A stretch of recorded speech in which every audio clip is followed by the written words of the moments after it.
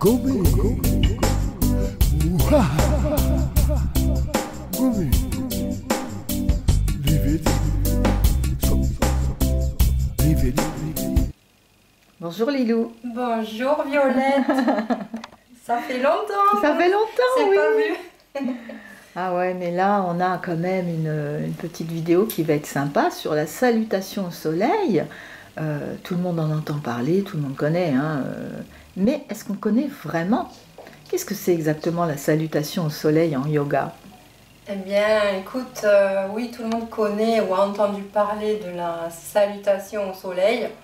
D'ailleurs, on dit en termes sanskrits Surya Namaskar. Surya, c'est le soleil, Namaskar, c'est la salutation. Et en fait, c'est un enchaînement de 12 postures qui vient honorer les qualités du soleil. Et donc, on dit salutation parce qu'en principe, si on fait vraiment la salutation dans les règles de l'art, eh bien, on va le faire le matin au lever du jour en se mettant face au soleil ou dans la direction du soleil si on n'a pas le soleil qui rentre dans la maison, etc. Et donc, ça va être une façon de mettre le corps en mouvement et de méditer. Donc on fait tout ça avant le petit déjeuner ou, Oui. ou après? À jeun. À jeun. À jeun, c'est au lever du jour. C'est-à-dire que si on a beaucoup déjeuné ou même un petit déjeuner, on va mettre l'estomac et l'appareil de digestion en route, et ce qui fait que ça va nous enlever de l'énergie, parce que pour l'organisme, la digestion ou accueillir des aliments, c'est déjà travaillé. Et donc on perd de notre énergie essentielle, et quand on est à jeun, on n'a pas l'organisme qui fonctionne pour autre chose. Et donc le fait de faire ces 12 postures, on va réveiller également l'énergie. On va faire du bien à son corps, puisque c'est un enchaînement de flexion avant, de flexion vers l'arrière et de temps de repos. Voilà, on peut la faire très dynamique si on est sportif, mais moi je vais la proposer plutôt dans un premier temps de la faire comme une ode, une prière au soleil. Et donc à chaque étape de la salutation au soleil, il y a un mantra qui honore et parle du soleil, de lui, de cet astre qui fait que la vie existe et que notre énergie est reliée à ce soleil. Et donc on va le faire sous forme de cycle parce qu'il y a 12 postures qui mettent en lien, enfin on va dire en parallèle, en image, les 12 mois de l'année, les 12 heures du jour, les 12 heures de la nuit. C'est des cycles en fait, et c'est vrai que dans le monde du yoga, on se relie beaucoup à la nature. D'accord. Mais j'ai remarqué qu'il y avait plusieurs formes de salutation du soleil. Oui. Il y a toujours les 12 postures. Oui, on peut rajouter des petites variations. Il y a plusieurs façons de faire la salutation au soleil, mais globalement, elle est un peu reconnaissable par tous. Et il y a des lignées qui vont la faire d'une telle manière, très classique. Bon, classique parce qu'on sait que c'est celle qui est la plus utilisée. Et après, il y a des variations. Pour des personnes qui ne pourraient pas aller debout et aller au sol et se revenir debout, il y a une variation où on part déjà du sol. D'accord. On va peut-être adapter la salutation. L'idée, c'est de se mettre en relation avec l'énergie du soleil et de connaître les mantras qui l'honorent.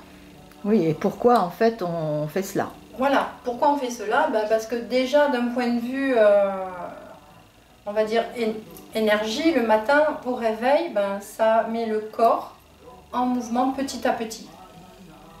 Et ensuite, la respiration, on va la caler sur cet enchaînement, ce cycle de postures.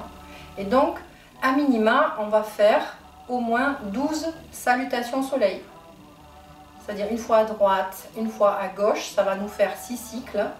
Et ça va faire au total 12 salutations qui seront en rapport avec les 12 heures de la journée, les 12 heures de la nuit, les 12 mois de l'année, etc. Et ça, faut le faire tous les jours. Enfin, Tous faut les le faire matins. tous les matins, ça serait bien. En soi, c'est une pratique. Si on aime la salutation au soleil, on peut, comme pratique de yoga, faire que celle-ci. D'accord. Et ça prend combien de temps, à peu près? Ça dépend de la rapidité ou de la lenteur qu'on va y mettre. Ça peut prendre un quart d'heure, comme ça peut prendre 1 heure. D'accord.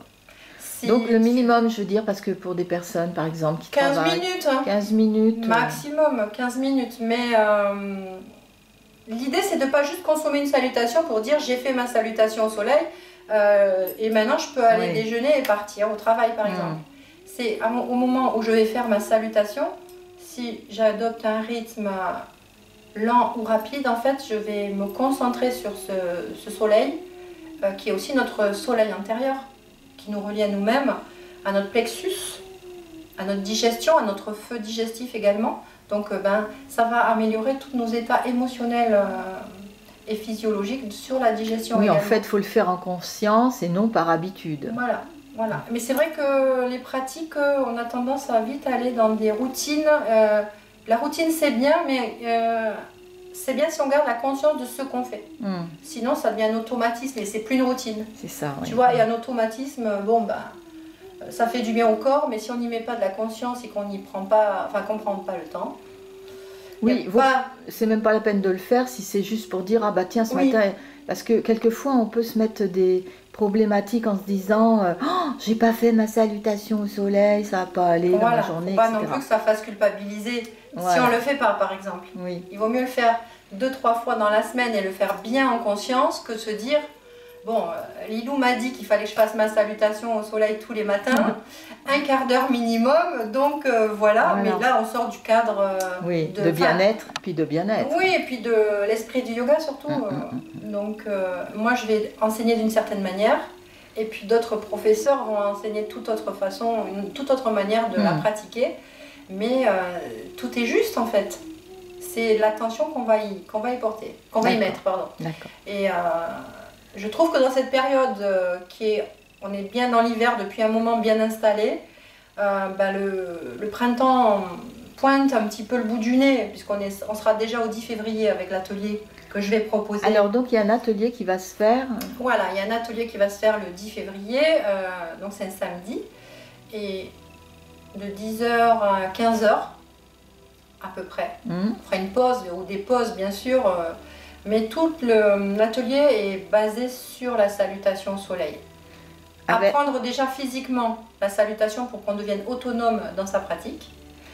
Et petit à petit, introduire des mantras. Alors, au début, c'est vrai que ces mantras, ils sont longs, mais il existe aussi des mantras courts. Donc là, je dévoile un peu l'atelier pour des mantras très courts qu'on appelle des mantras racines, pour permettre de ne pas stresser tant qu'on ne connaît pas les mantras. Donc les mantras, ce sont des mots qu'on répète. Les mantras, ce sont des mots qu'on répète, ce sont des syllabes, des phonèmes en sanskrit, qui sont des mots sacrés, entre guillemets. Enfin oui, c'est même pas entre guillemets, ce sont des mots sacrés. Et donc dans chaque étape, il y a un son qui correspond à un mantra, qui honore le soleil. Et puis ça correspond pas aussi, les sons, à des organes aussi, ou à des choses Alors, bien sûr que les sons, ça correspond aussi à des organes, puisqu'on va aussi avoir un impact sur nos chakras et nos organes. Mais dans le yoga, on va plutôt sur l'aspect des chakras, c'est-à-dire purement énergétique. Et les sons et les organes sont plutôt employés et développés avec l'enseignement du Tao. D'accord. Voilà, c'est plus chinois.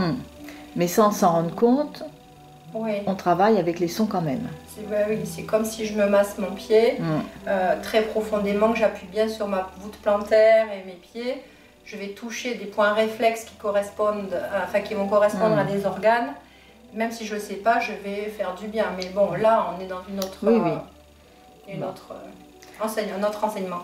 Alors donc, pour parler de cet atelier le 10, alors comment ça se passe? Il y a un nombre de personnes limité, c'est à Marseillan. C'est à Marseillan, c'est dans les locaux de la MJC, comme je fais à chaque fois pour les stages. Et donc, j'ai demandé juste d'amener son petit snack, parce qu'on fera une pause quand même pour se sustenter, de prendre son tapis, une tenue confortable. Bon, le petit matériel, tout ça, je vais le dire personnellement à chaque personne. Et en fait, c'est ouvert à tout le monde. Voilà, c'est ce que j'allais demander. Tout le monde, même si on n'a pas jamais fait de yoga, on peut venir s'initier là. C'est une façon aussi de découvrir un univers. Pour le coup, là, ça va être l'univers du soleil. Donc je trouve qu'en plein hiver, ça fait du bien. Et c'est surtout moi, mon idée, c'est d'amener les gens dans une sensation, pas dans un faire absolu. Parce que la sensation va éveiller notre énergie primordiale. Et donc la mettre en activité. Et l'énergie primordiale, elle s'appelle la Shakti. Et c'est vraiment l'énergie que tout le monde a, mais qu'on ignore parce que c'est pas dans notre culture. Voilà. Et puis en plus, commencer encore en hiver, alors que le soleil se lève pas trop de bonne heure, voilà. C'est quand même pas mal pour commencer à s'habituer en fait. Tout à fait. Et c'est chouette parce qu'au plus on va aller vers l'été, au plus les jours vont démarrer de bonne heure, et au plus on va stimuler cette énergie. Parce qu'au plus on va la faire de bonne heure, très tôt, au plus on va stimuler l'énergie pour la journée. C'est pour ça que c'est vrai que c'est important de le faire l'hiver. Alors si par exemple les gens le font avant d'aller travailler et qu'ils travaillent de bonne heure et que le soleil n'est pas levé, ils peuvent quand même la faire et se relier en conscience et visuellement, ça s'appelle faire de la visualisation au soleil. D'accord. Et chanter à ce moment-là, il faut apprendre les mantras pour dire au soleil qu'on est dans sa pratique et qu'on se relie à lui pour stimuler notre énergie. C'est chouette. Ouais, c'est chouette. C'est bien de commencer la journée comme ça. C'est une super manière de démarrer sa journée. Et même, je dirais, pour des personnes qui ont du mal à avoir une routine, c'est une routine qui est déjà faite et qui est validée depuis quelques années maintenant. Mais oui. On peut dire. Et est-ce que ça crée le besoin de le faire, comme quand les gens font de la course à pied, etc. Après, ils ont envie. Oui. Ça fait la même chose. Là. Ça fait la même chose parce que ça va créer des endorphines. C'est une stimulation, on va dire. Et l'hormone du bonheur aussi. Oui, bien sûr. Mais de toute façon, dès qu'on bouge son corps et dès qu'on est en lien avec soi et ce qui nous entoure, dans une pratique, que ce soit le yoga ou le tai chi, le qigong, là je vais parler des choses qui sont assez douces mais profondes, mais même quelqu'un qui fait de la course à pied, ici dans la salutation, on va quand même remarquer qu'on stimule beaucoup le cardio, le muscle cardiaque. D'accord, pourtant on ne court pas. On ne court pas, mais on peut avoir un cardio qui s'emballe en faisant des postures qui sont même immobiles. D'accord. Ça dépend de l'activité qu'on choisit de faire. Mais là, c'est très important parce qu'il y a le lien qui est continu puisque c'est un cycle, c'est comme une roue. Et c'est un cycle qui est tout le temps, qui met tout le temps en relation et qui connecte le corps, le souffle, la respiration et le cœur, c'est-à-dire ce qu'on ressent. Donc on sort vraiment de la salutation qu'on a un peu vulgarisée avec que le physique. Bon, c'est important, mais évidemment que c'est un peu plus large, on s'en doute, que l'enchaînement des postures physiques. Voilà, donc moi je pense que c'est une pratique que tout le monde peut faire.